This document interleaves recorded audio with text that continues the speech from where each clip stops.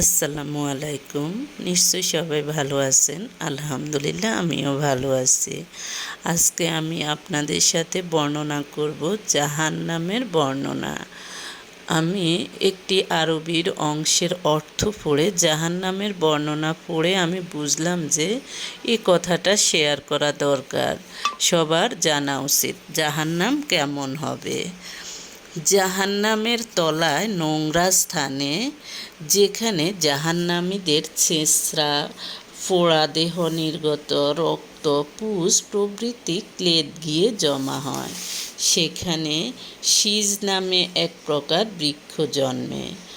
ওতে ৩ কাঁটা বিশিষ্ট ফল ধরে। ফলগুলো দেখতে যেমন সাপের পোনার মতো। এই ফলগুলোর নাম হলো জাক্কুম। আমরা অনেকেই জাক্কুম ফলের কথা শুনেছি, কিন্তু এর বর্ণনা কেমন তা জানি না। জাহান্নামের মধ্যে জাক্কুম ফল ছাড়া দ্বিতীয় কোনো আহার্যদ্রয় থাকবে না, অর্থাৎ খাবারের জিনিস থাকবে না। আর জাক্কুম তরুতলে থাকবে জমাট রক্ত, পুজ, এবং ওখানে অন্য কোনো পানীয় দ্রব্য থাকবে না, পান করার মতো কিছুই থাকবে না। জাহান্নামে ক্ষুধার জ্বালা যখন মানুষ অস্থির হয়ে যাবে, তখন ওই জাক্কুম ফল খেতে খেতে পেট ভর্তি করে ফেলবে।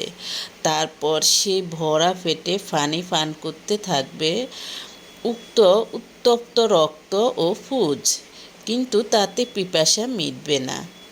তবুও তারা তা ঢুকে ঢুকে পান করতে থাকবে। তৃষ্ণা রোগাক্রান্ত উটের ন্যায়।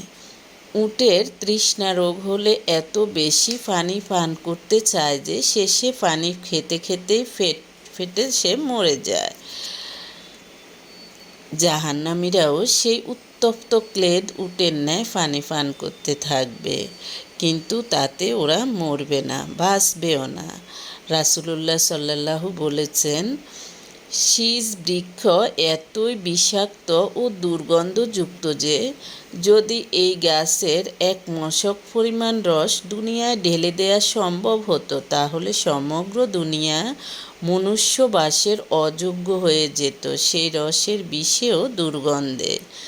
আমি বলবো, যারা দেখা যায় যে আরবি পড়তে পারেন না, তারা অন্তত অর্থগুলো পড়ার চেষ্টা করবেন এবং বুঝবেন। তাহলেও দেখা যায় যে পাপ কাজ করার সময় নিজের বিবেকে নাড়া দিবে, কারণ আমরা সকলেই জানি দুনিয়া ক্ষণস্থায়ী, কিন্তু মনে থাকে না, বিশ্বাস করতে চায় না। এই জন্য কীভাবে বিশ্বাস করবেন, আরও কিছু আরবি অংশের অর্থ বলতেছি। কিয়ামতের দিন তাদের এক দল হবে পূর্ববর্তী